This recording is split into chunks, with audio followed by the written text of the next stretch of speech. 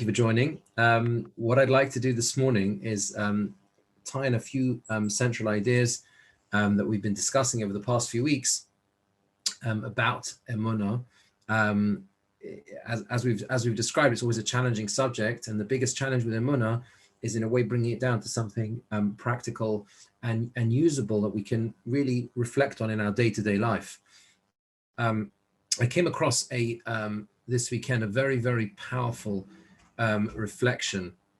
It was actually printed in the Hamodia by the late Rabbi Dr. Abraham Twersky. It was probably the last written the last written piece that he wrote. He passed away only a few weeks ago, and he wrote a reflection on when he reaching the age of 90, and he asked the following question, which had not occurred to me before, but I think it's it's a fascinating question, and the answer is even more interesting. When we look at the brachas that we make in the morning, Birchas HaShachar, most of them are presented in the present tense. So, for example, we thank Hashem. Hashem is Pokeach Ivrim. He is the one who gives sight to the blind, right? He is Malbish Arumim. He is the one who clothes the unclothed. He releases the bound, etc. Zokif Kafufim. He straightens the bent. So all of it's in the present tense, and that makes sense because it's an ongoing process. Hashem continuously gives all of these details, these things we require every day. It's an ongoing process. But there's one of the brachas which is in the past tense only, and that is Sha'asa li kartzal kol tzarki. That bracha we say, who has provided me with all of my needs. Sha'asa li kol tzarki. He's provided me with all of my needs. And why is it that it's that bracha only, which is in the past tense, he has provided me, and not the present tense? What is the difference between that one and all the others? And this question has been asked by the classic commentators. The Machatzis HaShekel asked this question, and he says he has no explanation for it. And he says, but that's the minhag, that's how we say this bracha. Rabbi Twersky suggests an answer, which I'll share with you in a second, but as a sort of introduction to that, one of the things that we have, that we've spoken about is the fact that developing emunah is a process. It is not something that is achieved overnight. And often, we mentioned this in the very first share, that there is a need to focus on the smallest of actions. So Chazal say that one who answers Amen correctly opens in front of him the Sharei Gan Eden, the gates of Gan Eden. And Rav Shem of Volba in his Sefer Alei Shur explains that the way and the methodology of Chazal, which is one of the things that is so powerful about Chazal's approach, is they reveal the most the loftiest spiritual ideas with the smallest actions. How the tiniest things we do can actually affect the things which are the loftiest things we can ever hope to achieve. So the act of answering Amen is something incredibly small and tiny. We do it all the time. But when done properly, and when we think a little bit about what we're saying, we are actually taking steps directly to develop and internalize our emunah. And how does that work? Because when we look at the world around us, the natural approach that we have is that everything is teva, everything is nature. That's how it is. That is the world after the Chet of Adam Rishon, after the sin of Adam Rishon, after the expulsion from Gan Eden. That is what there is. There is simply this experience of teva. Everything is about is nature itself. Similarly, just like as you see with the natural world, we approach the natural world as saying everything is just happens of its own accord. That's what it looks like.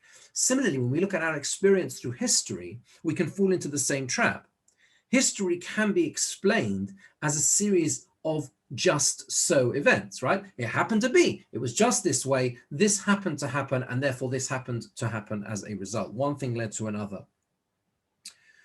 And the problem with that is that when we look at the natural world in that way, and we look at history, whether it's our personal history or the history of the Jewish people in that way. So those two elements, which we've spent time explaining, are the key two elements where we are most able to develop a sense, and we have to develop a sense of emunah, both in our approach towards the natural world as well as our approach towards historical events in general.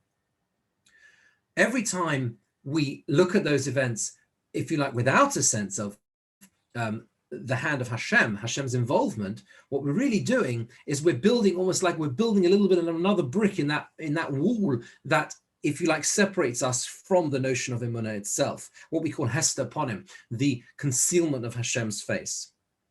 Now, when a person answers Amen properly, when a person says those words Amen and thinks about what that means, the word Amen means is the root of emunah. The heart of the word is of course emunah. It means to have faith.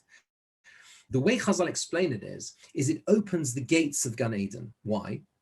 Because we are still in this world. We're still present in this world. We're still experiencing the natural world with all its natural events and its natural consequences and circumstances. We're still looking at history in the same way. We're still studying history as a series of historical events which could have been just explained just so this happened just in this way. But by injecting into that experience the word Amen, and as it represents the notion of emunah, what we're doing is we are opening just a crack the gates of the Garden of Eden, of Gan Eden, because we can see a glimpse of the hand of Hashem within the world.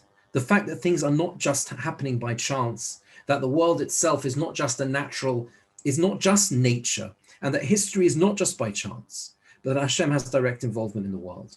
And that itself can give us tremendous strength in life. It can allow us to develop a sense that we are not alone, and that ultimately, however difficult circumstances and experiences are, they happen for some reason. Although we may never find out, and we may struggle to find out, we are with it. When it comes to our relationship with emunah, it is something which we can develop throughout our lives. We can work on throughout our lives so that we become like children and gradually grow up, gradually become slightly more sophisticated in understanding what life is and how life works. And although that sounds quite esoteric, it isn't really, because all it means is, by nature, as we grow older, we accumulate life experience. Life experience itself can provide us with some perspective on our own history, our own past, the experiences we've been through in life. And that's how Rabbi Twersky, to come back to our original question, which was why the brachas are phrased in this way in the morning, they're all in the present tense, except for the phrase, Sha'osali kol tzarki, Hashem has provided me with all my needs. This is how Rabbi Twersky, Zichrono Livracha, suggests an answer, an incredibly profound answer to this question. Why is that one in the past tense, who has provided me with all my needs? And he brings a story of Reb Zusha and Nepoli, one of the famous Hasidic leaders, early leaders. He says like this: Rabbi Zusha lived in complete poverty. He wore torn garments, he fasted a lot, and he was once asked, how can you say this bracha, who has provided me with all my needs? You're lacking, they asked him, the most basic needs of all. You don't even have proper clothes. How can you say in the morning, Sha'asali kol tzarki? Rav Zusha answered like this: Hashem knows my needs better than I do. And he knows that one of my needs is to live in this way. And that's what he gives to me. Now that is an incredibly difficult level madrega to achieve, a spiritual madrega to achieve. Very, very hard to reach that level, to understand and to internalize the fact that Sha'asali kol tzarchi has provided all my needs. That's a very difficult thing to do. We are ourselves a bit like, as Rabbi Twersky quotes, the story of Rabbi Lopin, who used to serve as a chazan on Yom Kippur, and in the introduction to the Shmona Esra, the Hineni that the chazan says before Musaf, he used to leave out the words that there are words that would say, I stand trembling and I'm frightened in the presence of Hashem. And he used to leave that phrase out. Why? And he says, I should feel that way, but I don't. And I can't say something which I don't feel is true. I don't feel that way, he said. I don't feel like I'm trembling. So Rav Twersky says like this: we might be aware about what we currently lack. But what we can do is we can reflect on the past and we can look at instances which at the time we thought were disastrous, but much later we somehow understood a little bit more. There was some form of recognition, for a rationale, if you like, why we had to experience those situations.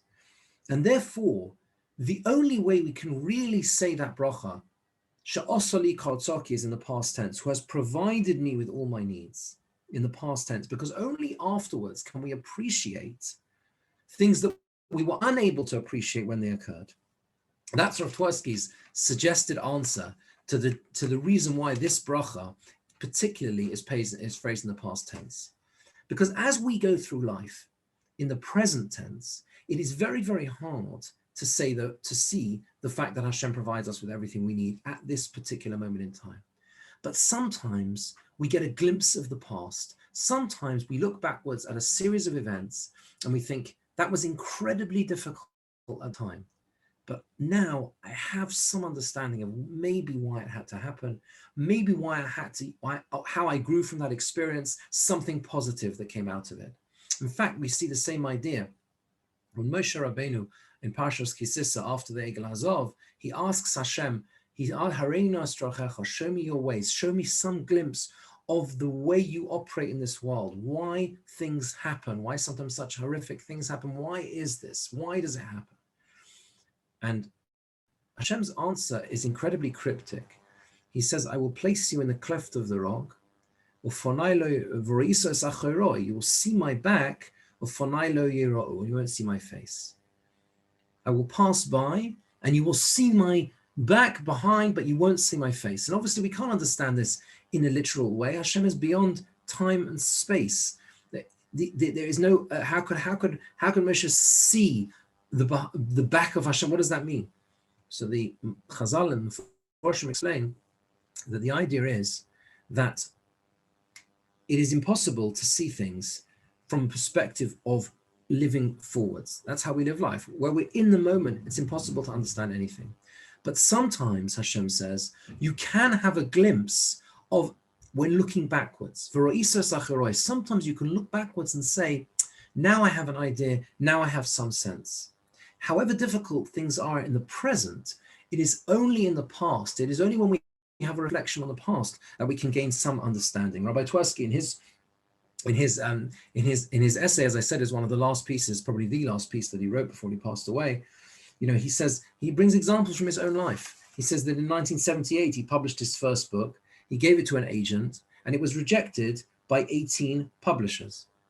And one day, a publisher came and said, the agent called to say that one publisher has accepted it. He's changed his mind. He had the book published.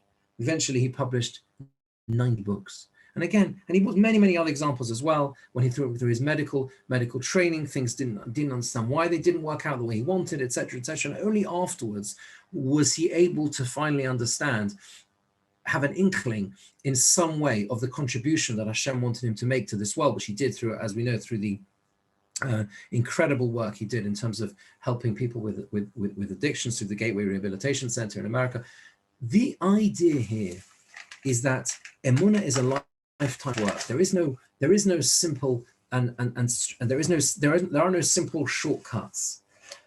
But by understanding that we work on our emunah every single time we do the simple things, or like saying Amen, just understanding and focusing on the fact that Hashem is present in this world, that Hashem interacts with this world, that nature itself is guided by the hand of Hashem, that history is not a series of random events, but everything happens for a reason, happens for a cause.